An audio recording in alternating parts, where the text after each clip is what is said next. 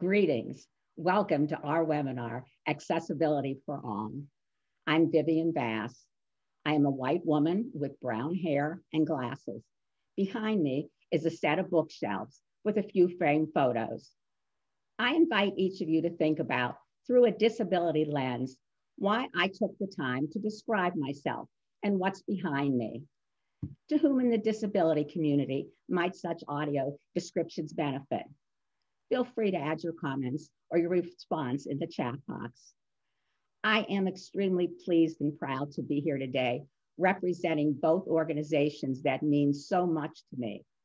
As the Vice President of Save a Child's Heart US, and as a Vice Chair of Respectability's Board of Directors. In fact, I am wearing two pins today, side by side, one for Save a Child's Heart and one for Respectability. Most of you know Save a Child's Heart's life-saving mission.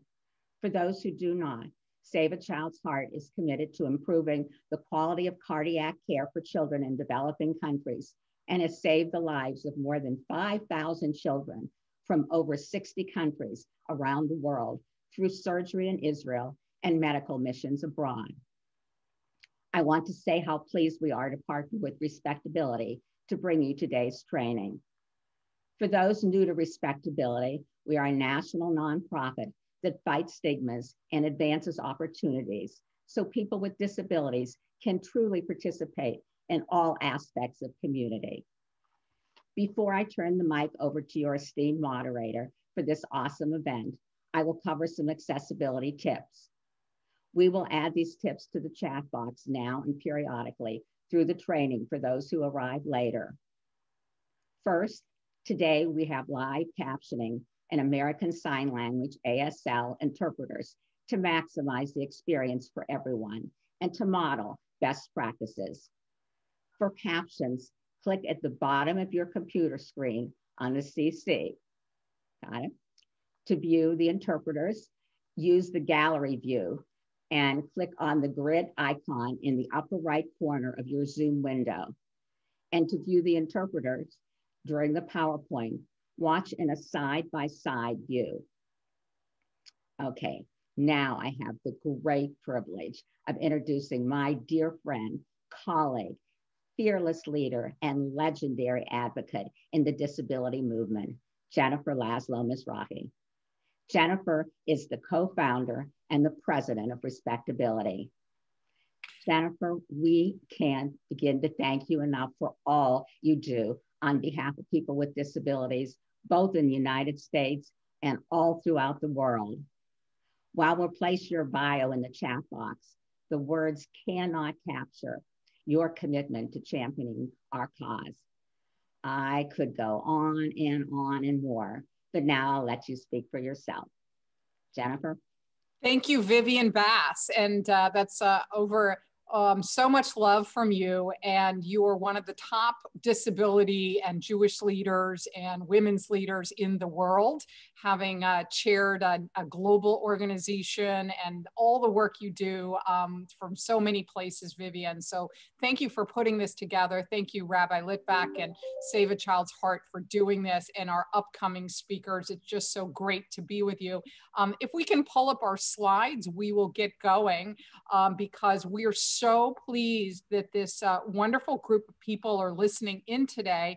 And our goal is really to equip you with skills so that you can include people with disabilities. So what you're seeing in the cover is some pictures of people with disabilities, including Oli Cantos, who's going to be one of our speakers later. There's a photo of him with his sons who are triplets. And I just want to say that his triplets are all Eagle Scouts. They are the first blind Eagle Scouts in history, and amazing. So we'll hear from Oli later. Next slide, please.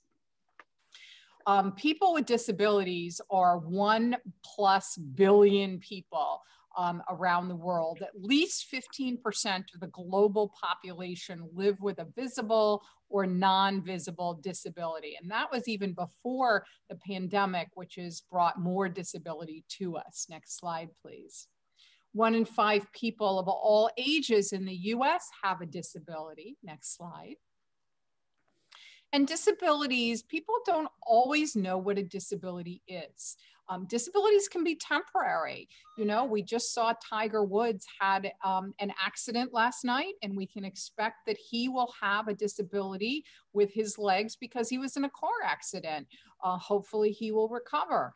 Disabilities can be visible. You can see them if somebody uses a wheelchair, but actually the majority of disabilities, chronic pain, mental health conditions, et cetera, are actually non-visible, and they can be something that people are born with or something that they can acquire later. Next slide.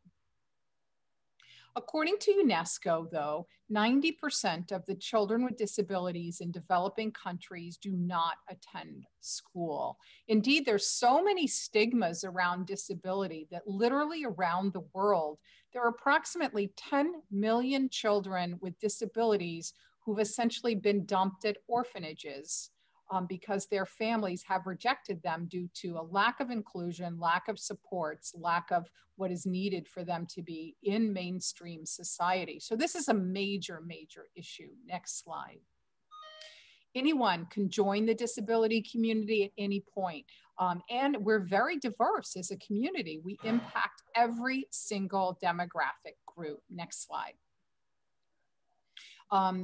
But people with disabilities, they can be some of the most talented people in the world. If you think of the inauguration of President Biden, we saw Amanda Gorman, this amazing poet. She has disabilities. If we think of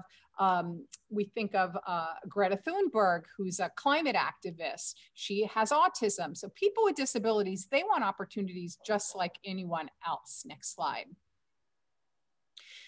Now, how do you include people with disabilities in your work? The first thing is that when you have an event, you want to really signal that you want them to participate. You can signal that by having pictures of people with disabilities on the publicity that you send out, for example. And you can really signal it in a very important way by putting right on the event registration form, do you need any accommodations to fully participate in this event? Next slide, please. It's very important when we're back in the physical space. Hold on just a second. It's very important that, that you use a physically accessible space. And so you don't want to use a space where the only entrances are through stairs, because then you're excluding people from participation. So you'll want to check that out in advance. Next slide.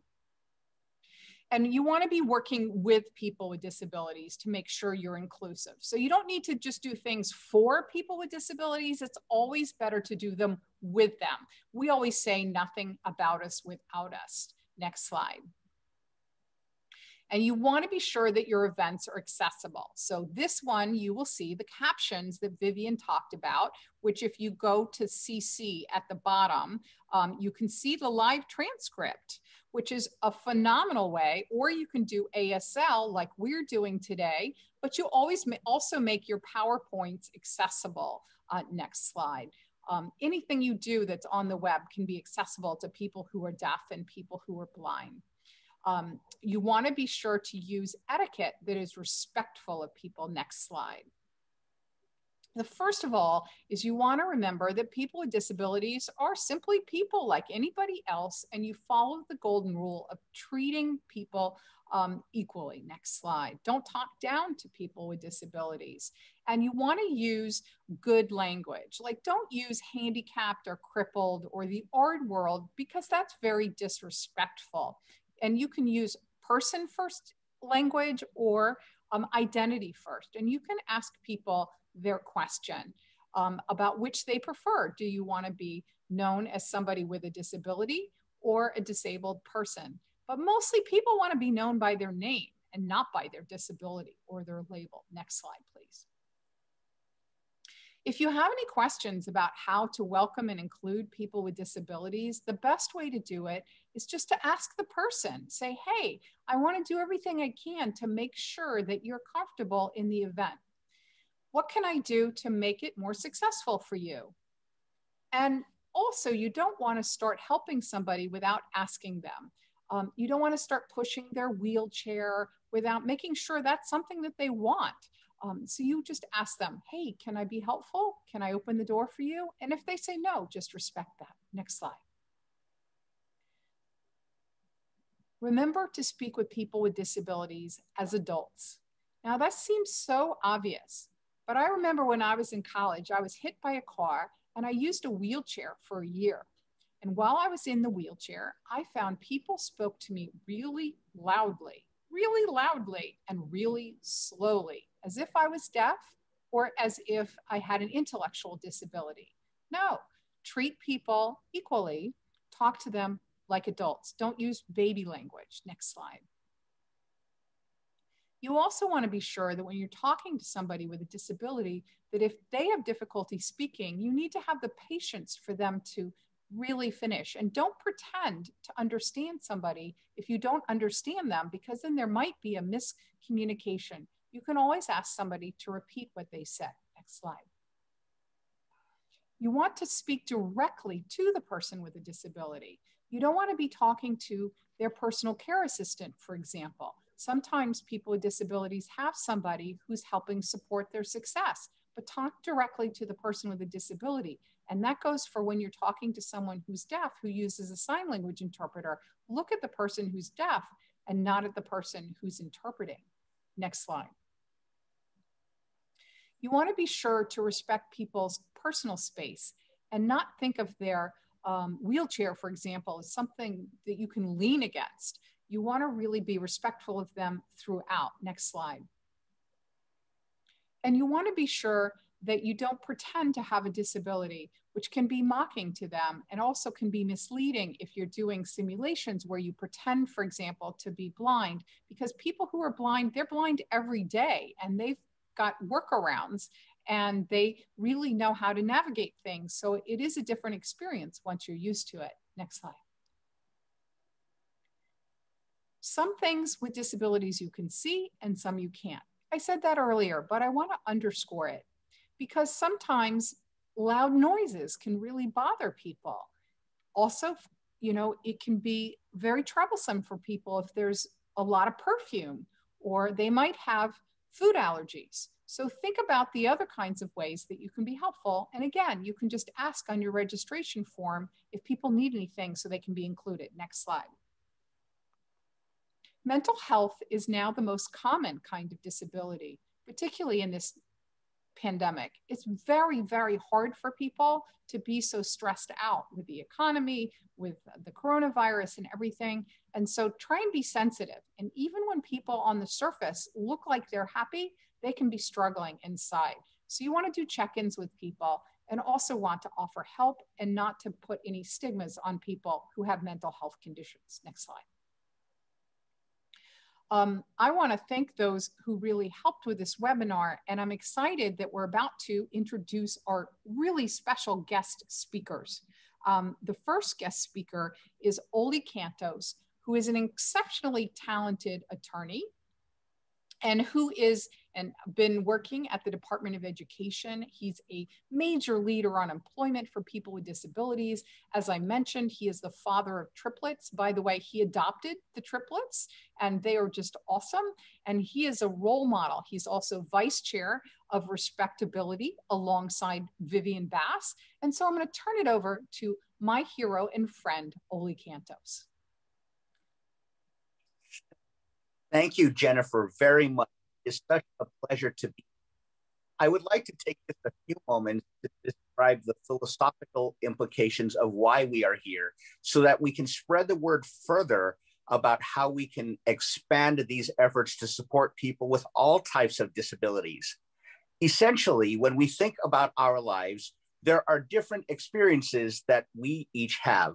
We, because of our unique experiences, bring to the table a variety of different experiences as well as perspectives. I've neglected to mention at the beginning here that I am a Filipino man and my preferred pronouns are he, his, and him.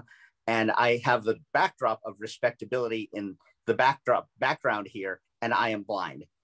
So when we look at our lives, we also must recognize that as we learn each day to do whatever we can to advance these issues, we must recognize that we don't know what we don't know. And so therefore, rather than worrying about making mistakes along the way, we cannot let perfection be the enemy of the good.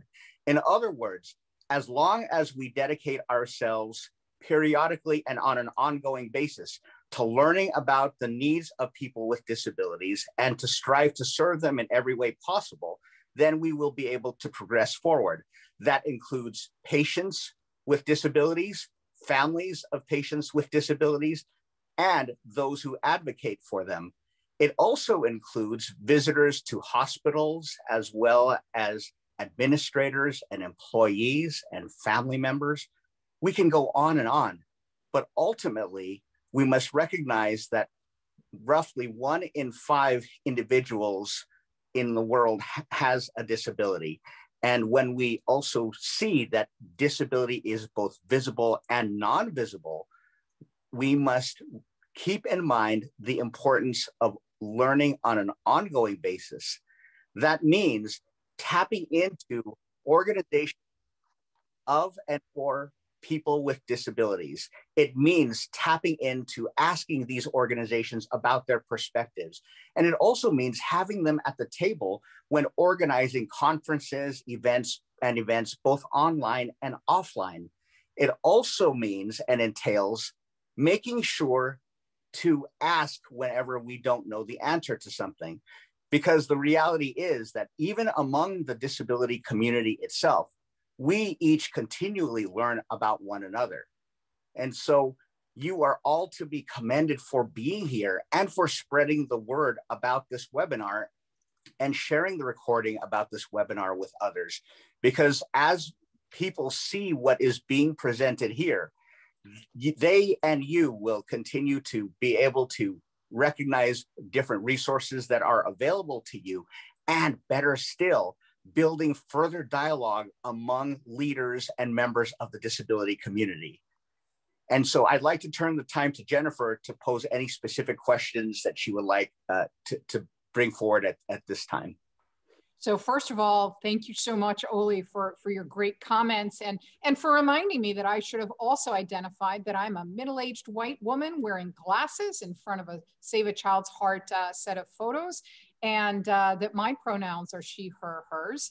And also want to let folks know that if they have questions, they can put them in the chat, and we'll try and be sure to ask the speakers to address those questions. But you've just done a major publication, Oli, that's about employment for people with disabilities. And I have just put a link to that publication in the chat, or at least I'm about to put it in the chat, a major, major publication. Why was this so important, and what does that publication offer to people? The publication offers a step-by-step guide, essentially, for taking people with disabilities from determining what they would like to do in terms of career pursuits and moving them through the entire process of understanding what resources are available for internship, employment, and entrepreneurship opportunities in the private sector, the public sector, and the nonprofit sector. And it also describes a brief history of the disability rights movement, as well as how people with and without disabilities fall into the bigger picture of promoting economic advancement for all individuals, including those with disabilities. Fabulous. I'm going to ask you one more question, which is, for people who are blind, what are some of the unique challenges during the COVID crisis? How has that impacted your family, and what do you want people to know about how they can be more inclusive of people from the blindness, low vision community? For people who are blind or low vision, there are unique challenges to our community, particularly when people who are blind are in public spaces. There may be a tendency to reach out to grab an individual or to come close to them to offer help. And while that is appreciated in many instances, there are unique challenges because of the pandemic, because of the need for social distancing. There are other challenges too, relating to how blind individuals and others cannot leave their houses because of these concerns that were brought up previously. And for those reasons, they need to find ways to have supplies and other materials delivered to their home. And so whether people are blind or visually impaired, another thing that is important to keep in mind is for material to be accessible to us. That includes the need for websites to be accessible to our technology, as well as providing audio description wherever possible if there is information that's needed that is only otherwise available in a visual format. Thank you so much, Ole. I really, really appreciate that. We're going to turn it to Rabbi Lee, who's just this extraordinary talent, really filled with wisdom. And by the way, we're going to come back for more questions at the end. So I want to remind our audience that if you have any questions for any of the panelists, just put them in the chat and we'll circle back at the end.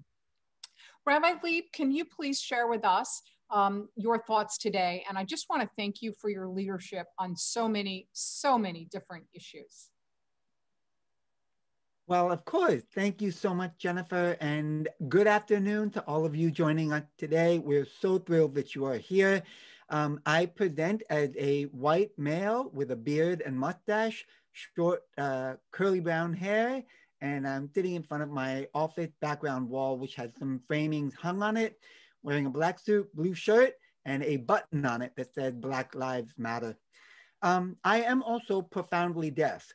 And I'm communicating with you by spoken language at the moment, but I very much appreciate the ASL, American Sign Language Access. I'm not signing at the moment because I'm not a big fan of trying to use two languages at the same time. I find one to be hard enough.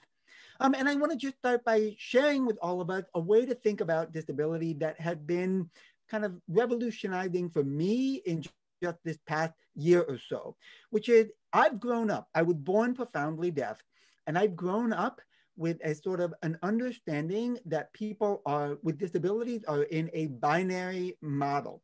That is, you are either a person with a disability or not. And my experience is that the disability community and disability advocacy community had inadvertently maintained this perception over the years that we often think about those of us with disabilities and those of us without disabilities. What had been really radical for me over the past year and a half is to really come to an awareness of the fact that there isn't an us and them here. But the truth is, we are all, every single one of us, is on a spectrum of abilities. So take my deafness, for example. I know lots of folks who, as they grow older, certainly develop a mild hearing loss or a little bit of hearing loss as they grow over the course of their life. So some of us may hear really well. Some of us may be profoundly deaf. Some of us may have a mild hearing loss.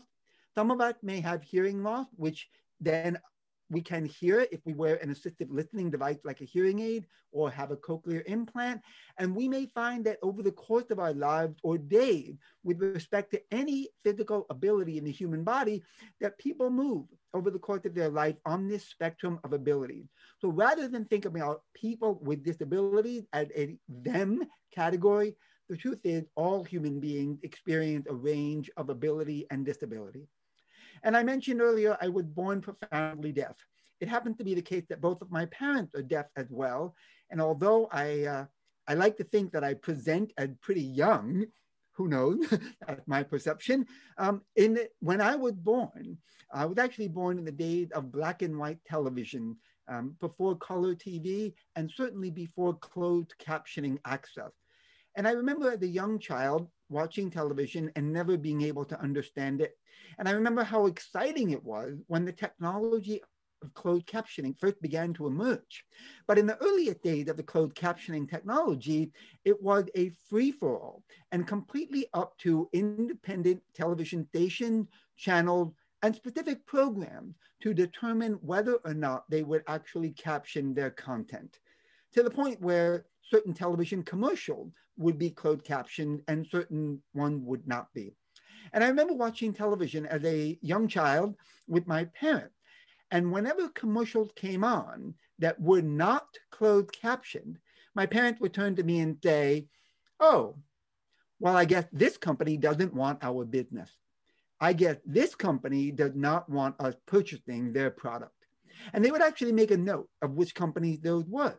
And we would, as a family, engage in a minor civil boycott, as it were, of those companies that were clearly not interested in making sure that we could understand them, that they were not interested in making sure they could reach us, and we were certainly not inclined to give them our business. So their inability to reach out to the deaf community in this case resulted in a financial impact, a negative financial impact, a minor one, agreed, it was just one family, but an impact nonetheless. When we noted that there were companies that did caption their content and expressed an interest in reaching us as potential consumers, buyers, clients, and so on, we had a vested interest in choosing to support those companies and using our consumer dollars to reflect our values and to reflect the organization we felt were paying attention to us and interested in us, our experiences, and our business, of course.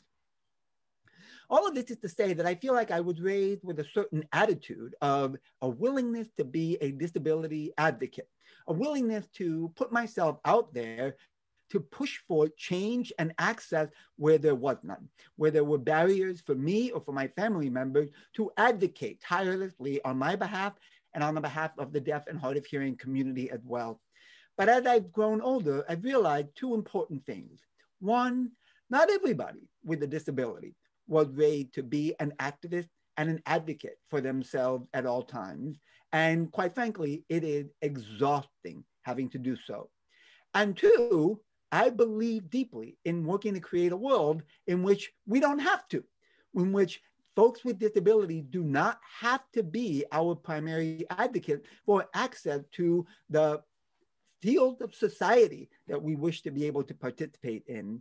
So I'm trying to put increasing awareness on the part of organizations such as Save a Child's Heart and other organizations that I have the opportunity to speak with to say, alleviate some of the burden from the people with disabilities constantly having to advocate for ourselves, constantly having to knock on the doors to say, we want to come in, we want to be part of this, but to be proactive about extending that welcome mat, about creating an environment, a forum, whether it's a class, a program, a convention, place to work, whatever it might be, that already got accessibility built into it, because that is ultimately the world that I want to live in and am trying to create. And finally, one last point, if I'm not out of time just yet, is actually 2 points. So the final point I want to make is very often, I think that people who are advocating on behalf of folks with disabilities think that they're doing it for the people with disabilities. That is, very often the attitude of an organization or of a community is, oh, we're so kind, we're so thoughtful, we will make an accommodation for you, poor person with a disability, so that you can have access to the wonderful programs and services that we provide. But the truth is, my friend, is that when an organization or a community makes themselves accessible to a person with a disability or a community of folks with disabilities, it is profoundly transformative for the organization itself in ways that you cannot yet even begin to imagine until you have done the work and gone through the transformation. So the truth is, while making accommodations and creating access for a person with disability does, yes, benefit the person with a disability, of course, it also profoundly benefits you. It profoundly benefits your organization. It is a transforming experience from which you will ultimately learn and grow. And providing disability access is ultimately about providing access for everybody, about providing access for all. Things that we do to benefit people with a disability ultimately truly benefit all of us. And I'll close with one example, which is where I started, closed captioning. So when I was a kid, there was no closed captioning. And closed captioning slowly but surely began to creep into television and visual media of all sorts, to the point where something that was once upon a time created for the deaf and hard of hearing community is now enjoyed, appreciated, and valued by everyone. Pre-pandemic, none of us could go, if we could see, none of us could go into an airport, a bar, a restaurant, any venue that had television without seeing closed captioning on the screen.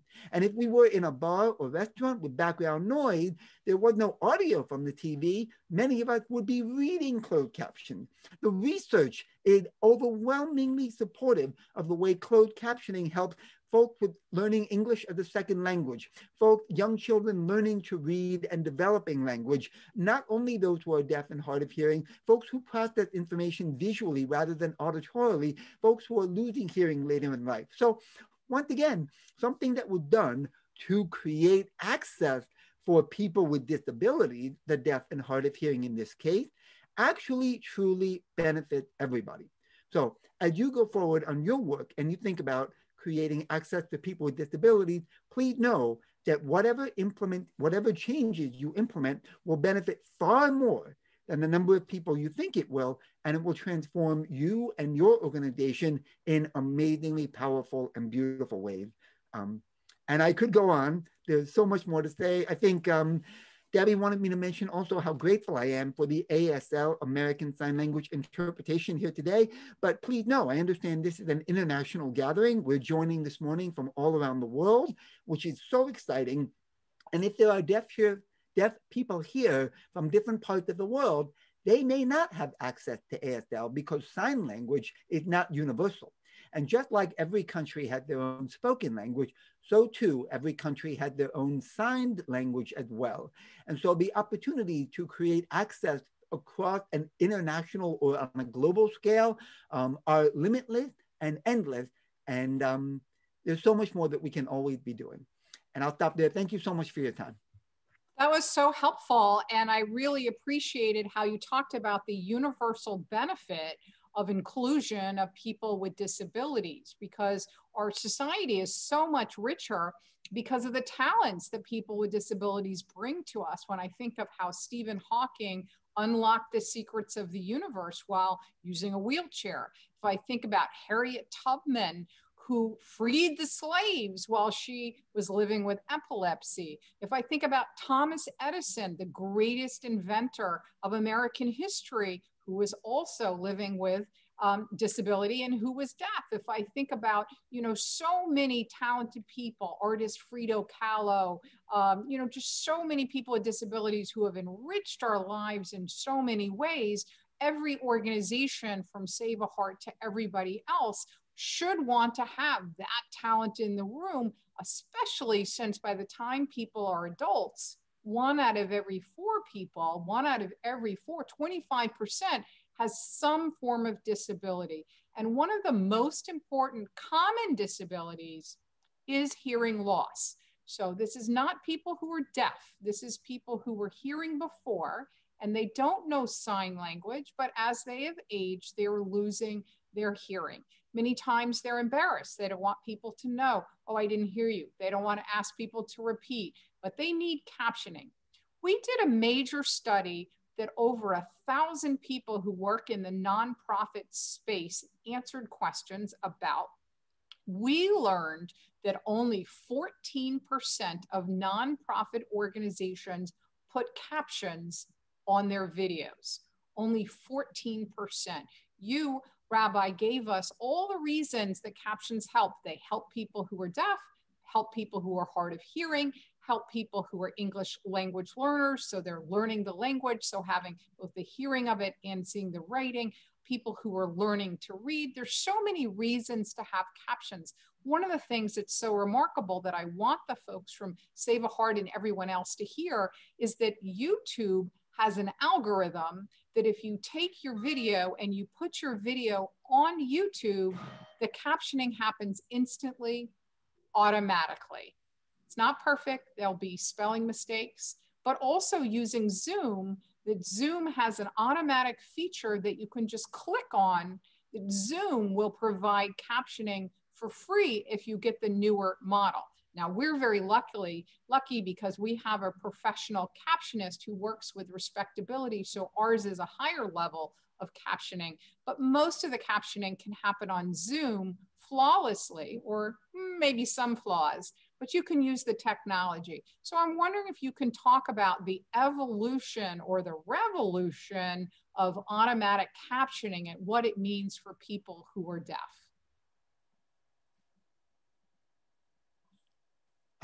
Absolutely. Again, it's a two-pronged approach, right? On the one hand, it's the technology and having the technology available, but it's also the attitude of people providing media content and increasing the awareness and the willingness to take an extra step to actually make sure the technology is part of their media presentation, whether it's online or through another form. As I said, I've watched that captioning technology be created and improve and change over the course of my life to where we are today, which is the ability to have these automatic speech to text programs, which, by the way, Zoom only included in its online platform and program on January 21st. There was I believe, a false start a little bit earlier.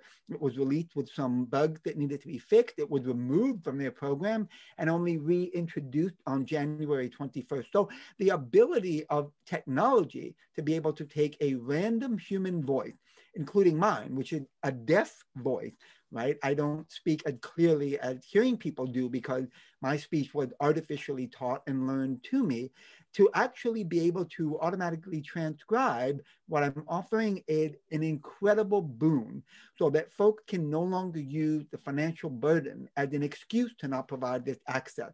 For too many years, for too long, folks with disabilities have heard, oh, we'd love to provide this X, Y, and Z access, but we can't afford it. We don't have the money. It's not in our budget. I love hearing that last one because it gives me an opportunity to use my little zinger of, well, if you want to see what an organization really values, if you want to see the true values of an organization, look at their budget. And once you start telling people they're not worth money, then you are committing a crime against humanity. So I often say that this technology that we have now has come in at just the right moment, particularly as we're all confronted with this horrific pandemic, and we're all turning to platforms like Zoom and YouTube and online media in far greater numbers than we ever had before. One final example. One of the greatest challenges, you asked Ali about the pandemic and living as a blind person in this COVID-19 moment. And I will say, as a deaf individual, the greatest challenge to me and to other deaf and hard of hearing folk is all the mask wearing, right? For those of us who depend on lip reading and on visual access and visual communication to get our cues from people's facial expression, mouth movement, and so on, to be able to understand folks, the mask wearing has been a soul crusher. That being said, technology is meeting the challenge. And I've actually been able to download an app on my phone that is essentially an automated speech to text program, so that when I have to interact with someone out of doors in the real world, socially distanced from 6 feet apart, and there's no possible way I can understand that individual without an interpreter present, I can take out my smartphone, open up a speech to text app, and it will, not perfectly, but it will essentially give me a text-based access to what that individual is saying. So we're in this really exciting moment of watching the advances in technology meet the need that we have, but we still need that piece of attitude and willingness for folks to go that extra step. There is no reason why anybody's video online now doesn't have captions. The technology there doesn't cost anything. It just takes the willingness and the commitment to making it happen. Fabulous. Thank you so much, Rabbi. I really, really appreciate that. And I just want to highlight that in the chat, you can see that we've put in some webinars on how you can make your materials particularly accessible. So there are a number of different webinars, including how to do captioning and so many other issues. I'm so excited that we're going to turn it over to Donna Walton, who is a complete superstar as the leader and founder of Divas with Disabilities. She is just a real powerful force for women of color with particularly physical disabilities, but other disabilities. She's also an inclusion advocate, a senior advisor to Respectability, and a former board member. She is a coach. She is an inclusion expert. So Donna, take it away. All right, thank you for that glowing introduction. I am grateful to have my name associated with Save a Child's Heart, a life-saving organization that does so much for so many. And the mere idea that I may be a part of helping children who will grow into adults who may have chronic illnesses be treated with dignity and respect and equal access to all spaces in our society makes my heart smile. I'll tell you a little bit about me. I present as an African-American woman amputee. I have curly hair. I am light complexion. I am sitting in my office. In the background, I have lots of artwork on the walls. I am wearing a black and white polka dot blouse today with lovely pearls and pearl earrings to match. I am a diva for sure. I want to start off by talking about a quote in my book. I wrote a book called Shattered Dreams and Broken Pieces. The book chronicles my life as an amputee, and it puts in perspective all of the things that I've sort of confronted with regards to accessibility and perceptions of how individuals are treated with disabilities. Aristotle says, "We are what we repeatedly do. Excellence, then, is not an act, but a habit." The reason why I want to start with this quote is because I believe that in order for our spaces, programs, and services to be accessible for people with disabilities, full inclusion, we have to establish good habits. The more accessible our spaces are, the more inclusive our society becomes, and the more involved people with disabilities and the full participation of people with disabilities are involved in our lifestyles and our workspaces. A little story here, quick story. When my leg was amputated over 42 years ago, folks had some really bad habits. You know what those bad habits were? They were bad habits of assuming what my capabilities were, what my abilities were. And I endured these I confronted most of these perceptions with employers. Employers would sometimes not hire me. Why? Because they didn't feel that I could do the job based on my disability. They looked at my disability and discounted me without having the opportunity, giving me the opportunity to show my abilities. The point here is that what we bring to the table in terms of our perceptions, how we perceive individuals with disabilities has a greater impact on their success. We want to establish good habits. Like then Jennifer mentioned, we want to use the first person. We want to give people with disabilities respect and dignity. We do not want to do name calling. I can count a number of times where I was called out of my name, crippled, handicapped. It was just exhausting. But we have to establish good habits. We have to really know how to use good language to communicate with individuals with disabilities. And as Jennifer mentioned, the best way is that if you don't know, ask a person. They will let you know. Another bad habit in terms of perceptions is how we sort of make assumptions about individuals with disabilities. Workspaces can be so easily accessed if they just take the time to say or to think about what would be useful in terms of individuals' access, universal design, looking at creating spaces that are universally designed appropriately so everyone can access them. That way, everyone gets an opportunity to participate fully without having to be excluded. I don't want to share admonishments, but I really want to illustrate that people practicing good habits from the start establish a way by which everyone gets to enjoy the freedoms and benefits and programs and services in life. Let me just tell you another example.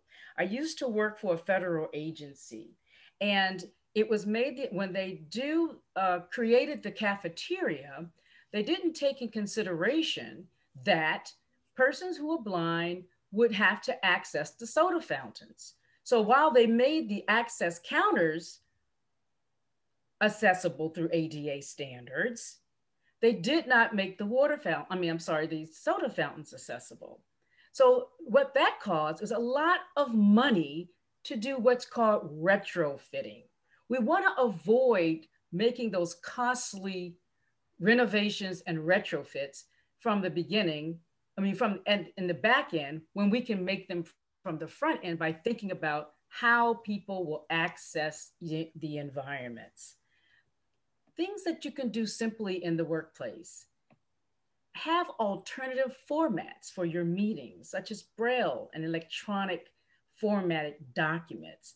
One way if you want to invite individuals into your space is to, when you have meetings and conferences, you can put on those documents, as Jennifer mentioned, that there will be a person that you can contact to see if you would need any particular accommodation. You can hire a compliance officer, a consultant, who can really come in and do a quick assessment on from entry to exit of your work environment. We can stress the recommendations and strides that we can make don't happen overnight.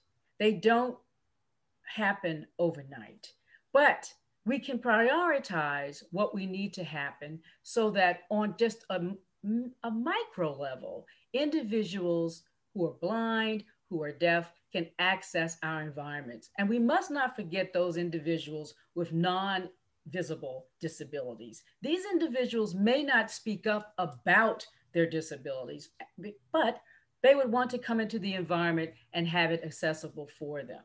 They may have episodic conditions, so we have to think about these conditions that they may not always present themselves at the beginning, but your environment is already set up so that if something occurs for that individual, they will be available. It would be available to them, such as offering telework.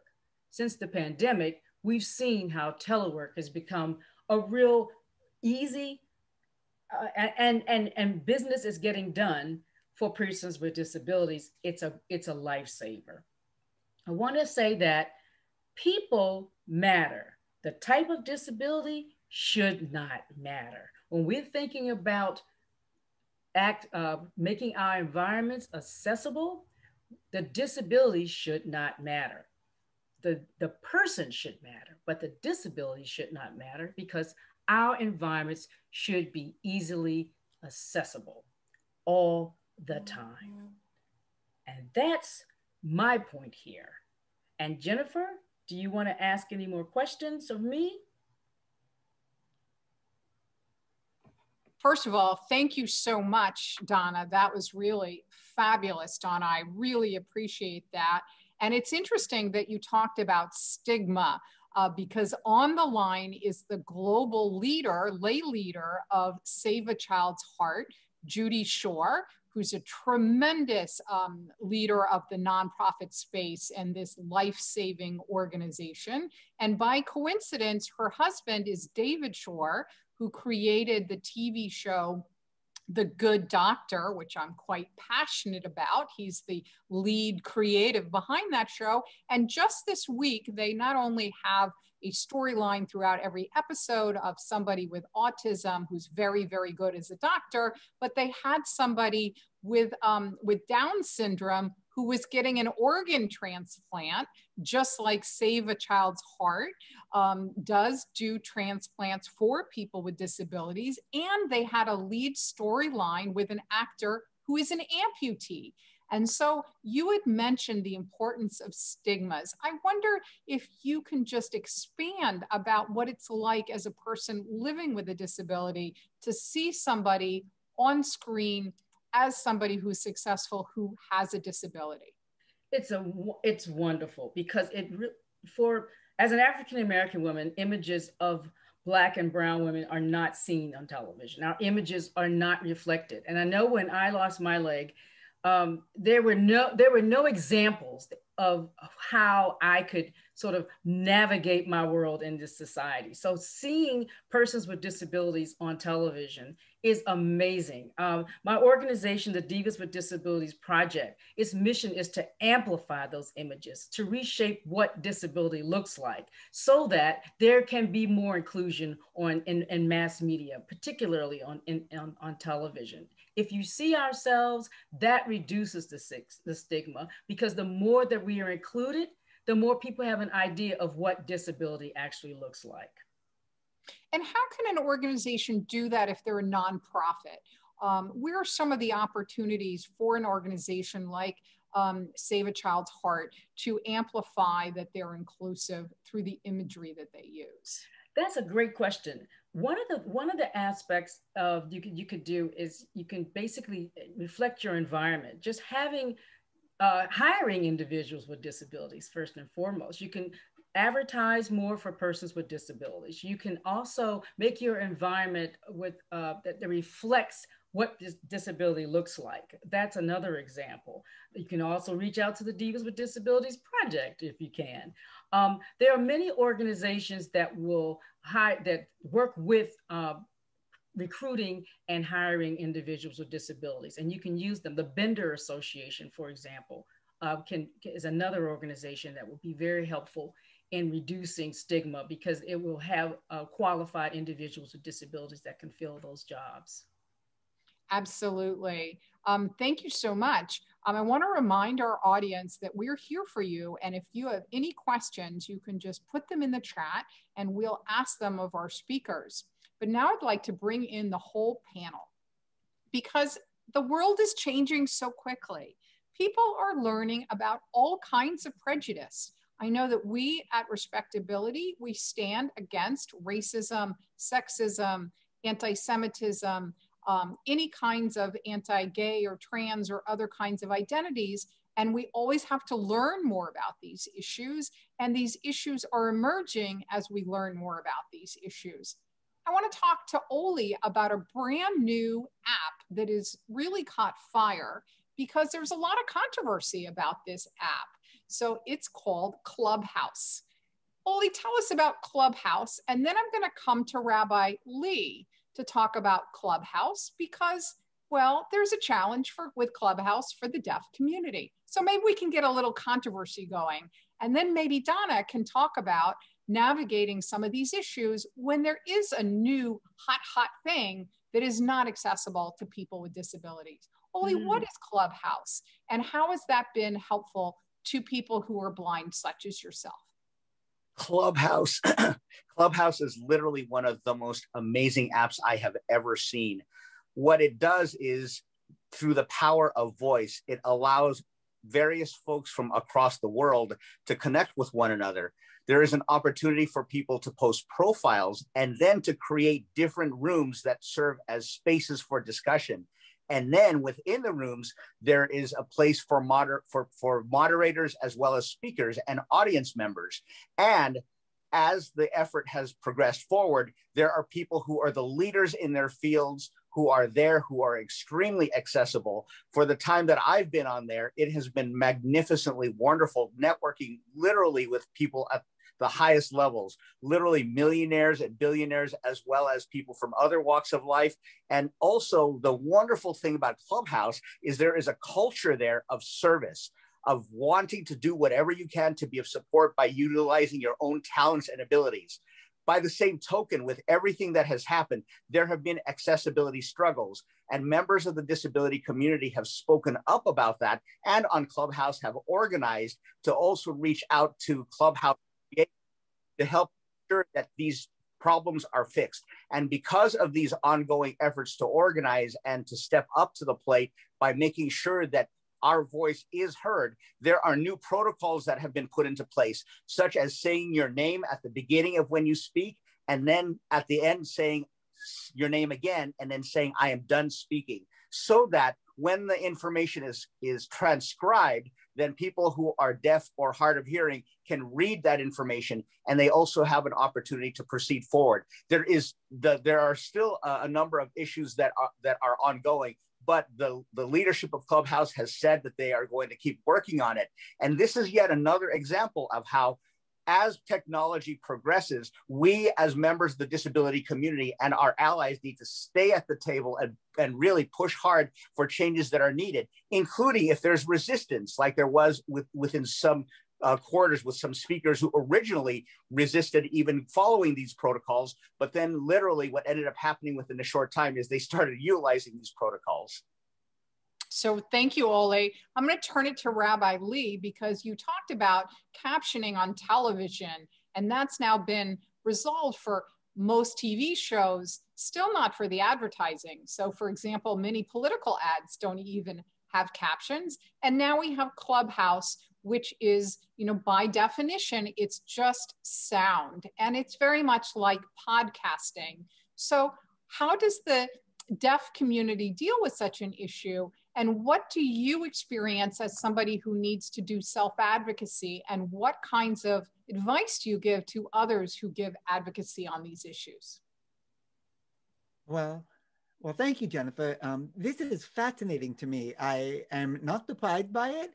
And at the same time, in the spirit of full transparency and honesty, this is the first moment I am hearing of this particular app and of this particular technology. So this is brand new to me. But that being said, based on your collective description of it, I can just share with you a general sense of exasperation and frustration on behalf of, again, I can't speak for the entire deaf and hard of hearing community, but certainly for myself, that as we live in a predominantly hearing society, the predominant vehicle of information in our society and in our world is spoken language and auditory communication. It's not the only vehicle for information transmission, but it is the predominant one. And deaf people and hard of hearing people, I think, have constantly been playing a game of catch up, where, there was a telecommunications article in the ADA to essentially mandate that all audio communication have a visual component as well. But as technology continued to advance and the internet was created and online content was generated, the deaf and hard of hearing community are constantly in a state of catch up, where we feel like there are all these wonderful things happening now in the audio world that people who can hear can have access to, and people who cannot have access to, and what laws need to be in place, what protections need to be in place to continue to ensure that as things like podcast and Clubhouse continue to develop and take off, that the deaf and hard of hearing community is not totally left in the dust. And my experience had been generally that it's a constant source of catch up, that hearing people create things, music, podcasts, things that are based on audio access. And we're constantly sort of asking after the fact to make, please don't forget about us, and let's make sure that we can ensure a visual access component to this program, podcast, or app, as it were. So that's probably what will be happening with this one as well. Thanks, Rabbi Lee. And I'm going to turn it to Donna, but I'm going to use the analogy, because this new app that people are using, Clubhouse, is not different than other new products that are out there that are hot and sexy and interesting, and particularly have their moments. And so there's a question from somebody about just shoes.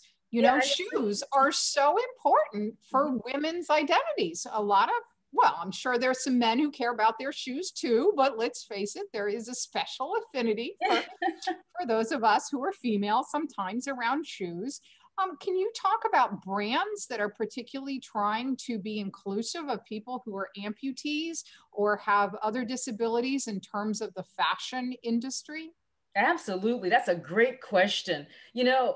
Fashion is a part of women.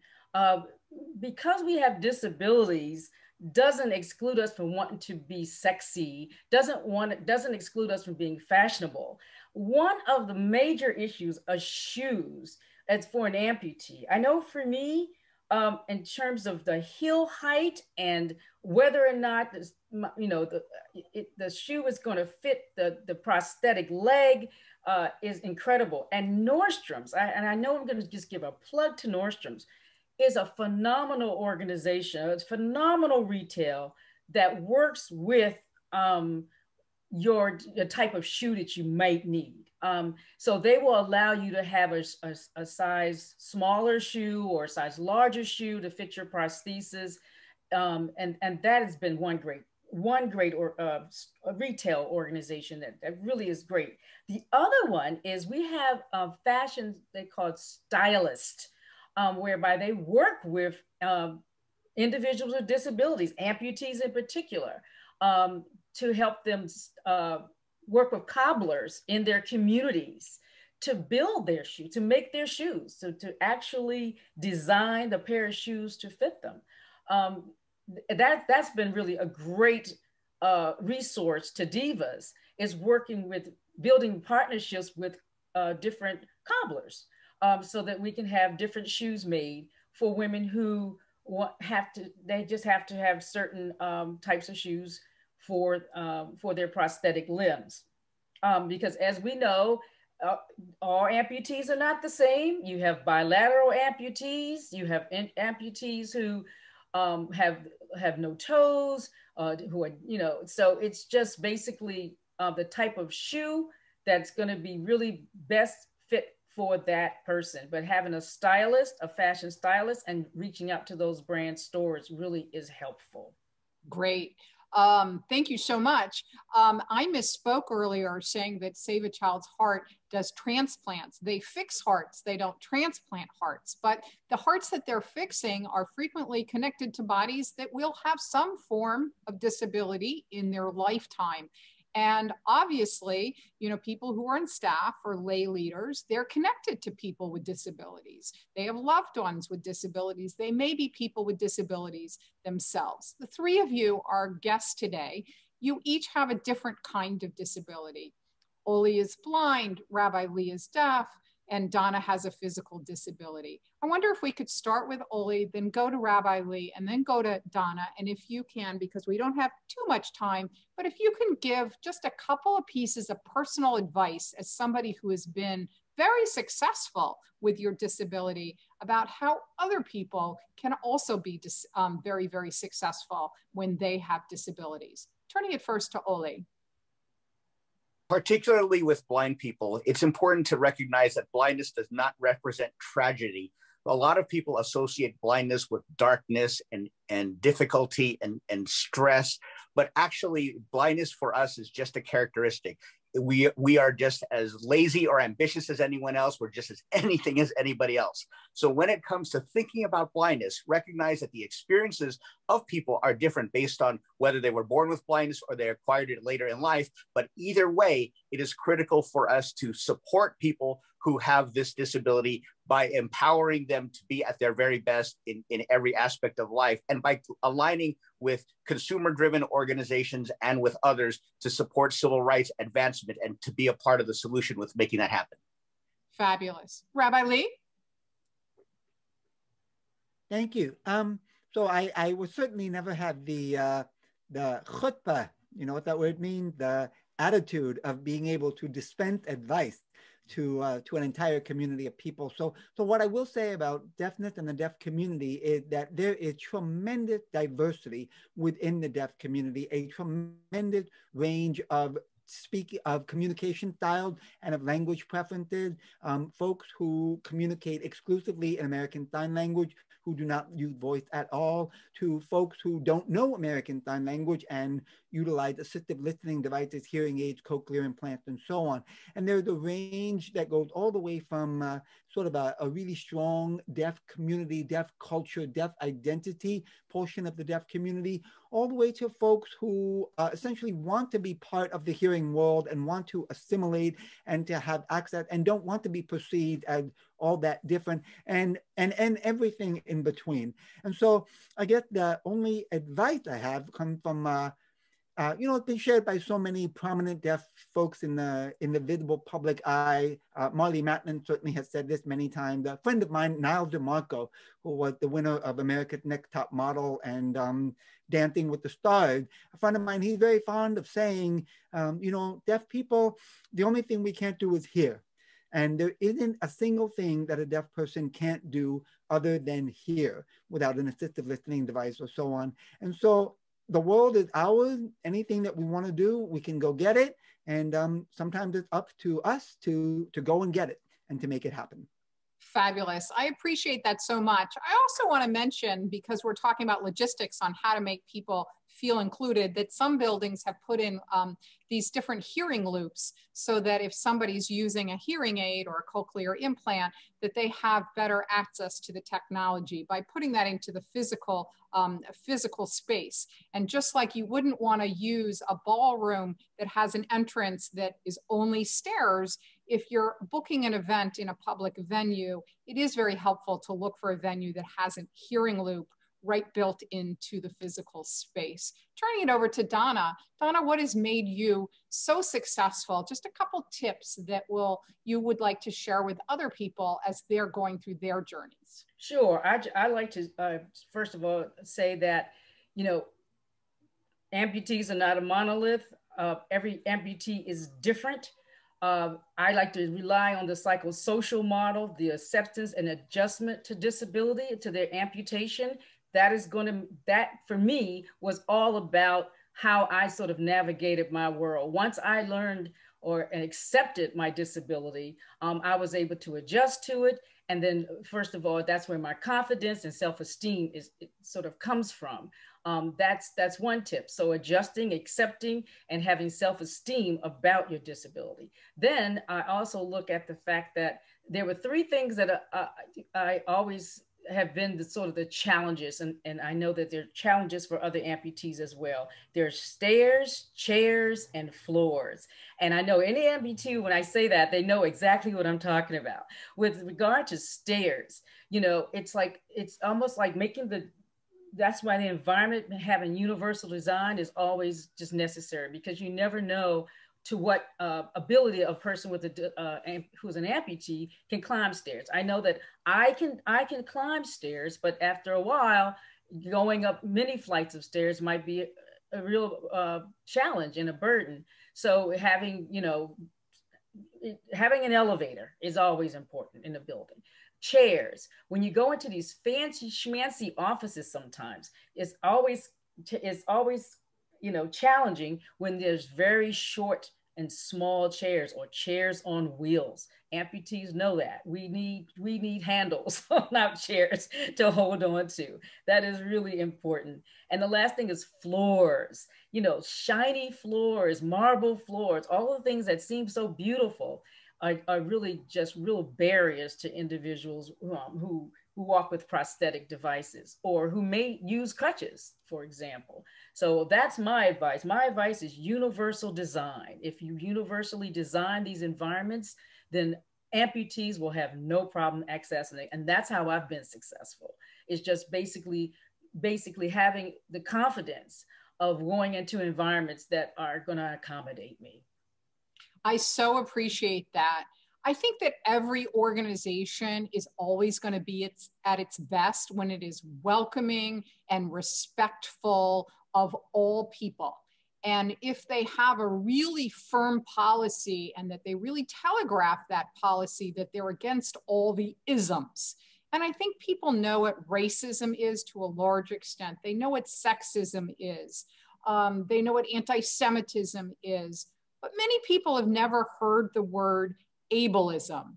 Does one of you want to define what or each of you, what ableism means to you? This will be our final question. Anyone want to jump in here and say, what is ableism?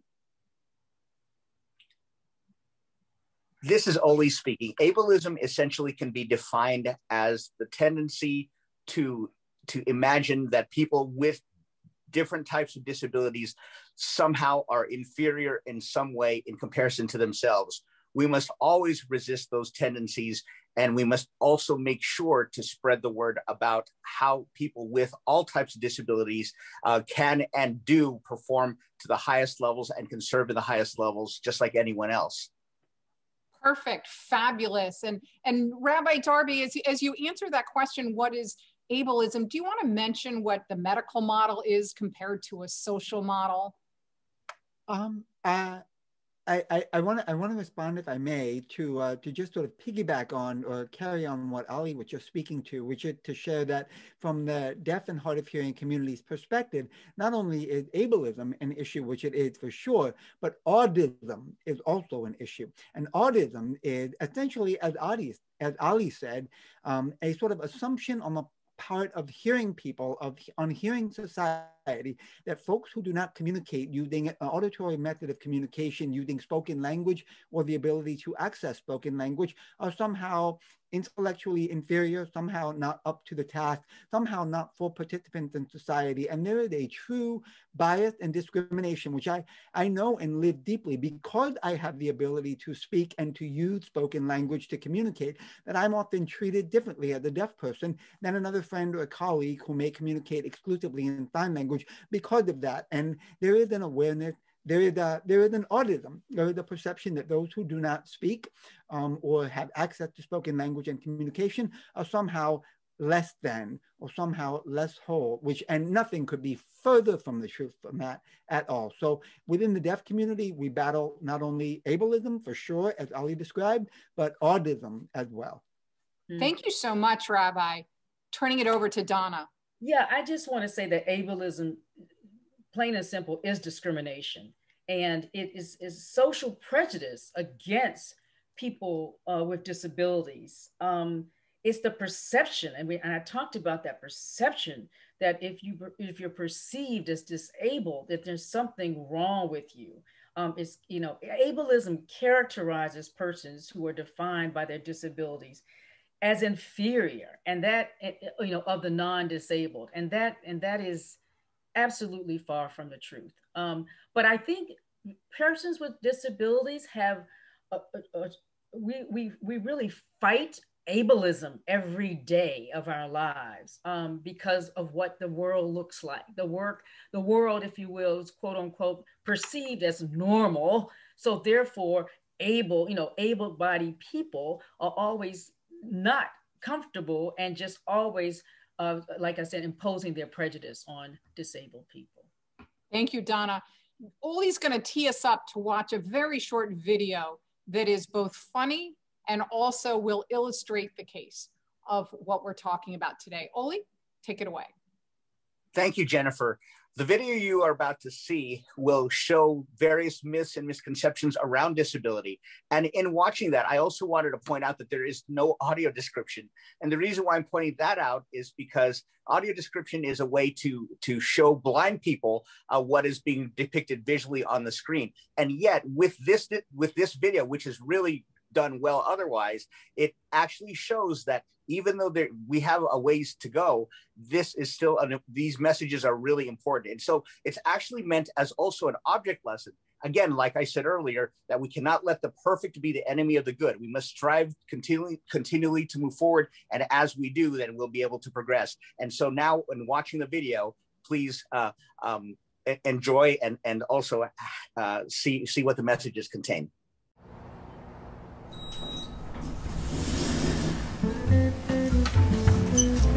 Good morning, Bob. Morning there, big man. Morning, Alice! There's no need to be awkward. Poor Bob. Like so many of us, he just doesn't know how to interact with people with disabilities. It's pretty easy, really. People with disabilities are people first. We need the same things that every person needs, like respect. Good morning, everyone. Attention! Okay. Maybe we need to be more specific. The easiest way to show respect is to focus on the person, not the disability. It's okay. You'll get the hang of it. One easy way to focus on the person is to watch the person signing and not their interpreter. Or their companion.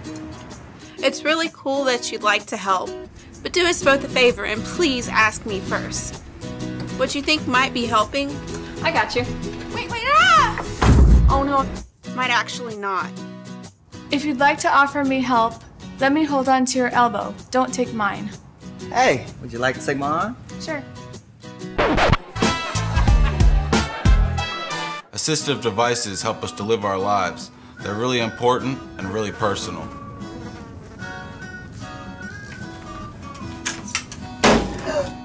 Grabbing them only makes it weird for everyone. What? Please only touch our devices and service animals if we've given you permission. And don't take it personally if I ask you not to. Remember that my service animal helps me all the time. Neither of us would like it if we were separated. Remember, we make our own decisions. We sign documents, vote, volunteer, work, and pay taxes. We get married. So don't underestimate me just because I have a great smile. Just because I'm blind.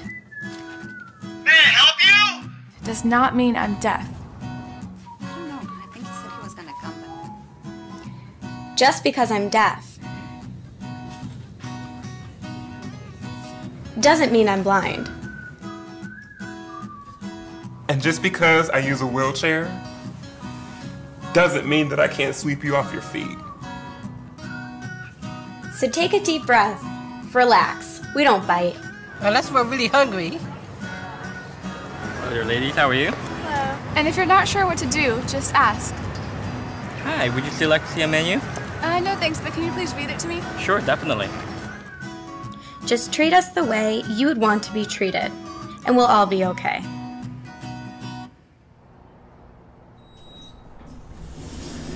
Good morning. Good morning. Good morning, Alice. Morning. Awkward no more. Nice job, Bob. Go forth and be human. There's no need to be awkward. Thanks. And Vivian is going to wrap us up. But before she does, I just want to go back to that study I mentioned before that said that only 14% of nonprofit organizations are putting captions on videos. Why is that number important? Because Save a Child's Heart, by doing this training today, is really standing out. You're really taking an extra step that all of us need, because 1 out of every 4 adults, 1 out of every 5 human beings has some form of disability. Save a Child's Heart is an amazing organization that is saving lives of children from all around the world with excellent medical care, really amazing human beings who are helping day in, day out for the children, all these great doctors and wonderful lay leadership. Whether it is, Rabbi Litvak, who's your able CEO, who does such an incredible job, or your lay leader, Vivian Bass and Judy Shore.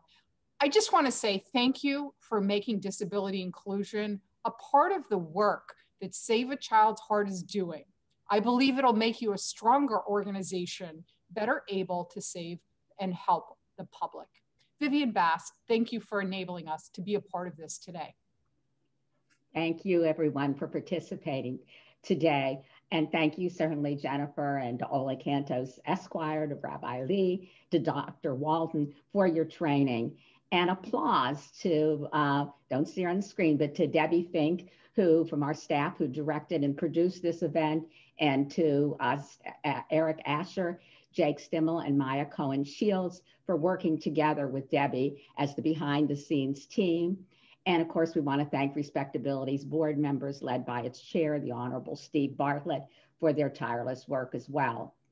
Equally important, I also want to extend again warm-hearted gratitude to Rabbi David Litvak, Save a Child's Heart US's executive director, and his staff team for opening the doors towards accessibility and leading the way to inclusion. And appreciation is also extended to Save a Child's Heart co-presidents, Jeff Hoffman and Judy Shore, our immediate past president, Barry Perlis, and all of our members of our Save a Child's Heart US boards. And most significantly, enormous gratitude to each of you who participated, bringing your open minds and your hearts to learn today. The doors are open, and we thank you for walking or for rolling through and continuing on this journey individually and collectively. And by doing so, Save a Child's Heart will become a more inclusive, accessible organization for each of you, for each of us, for our beneficiaries, for our donors, or for all who follow and believe in us. We again emphasize universal benefit in a mutually respectful and beneficial manner.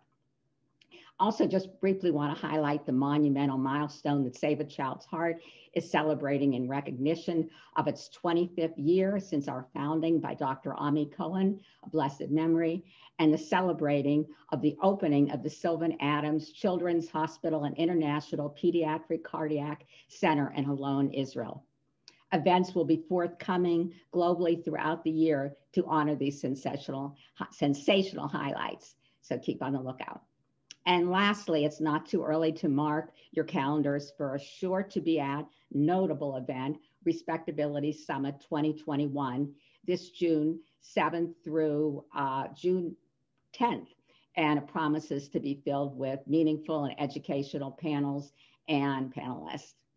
So we're now wishing everyone a safe and a good day and good evening wherever you may be. And again, heartfelt thanks.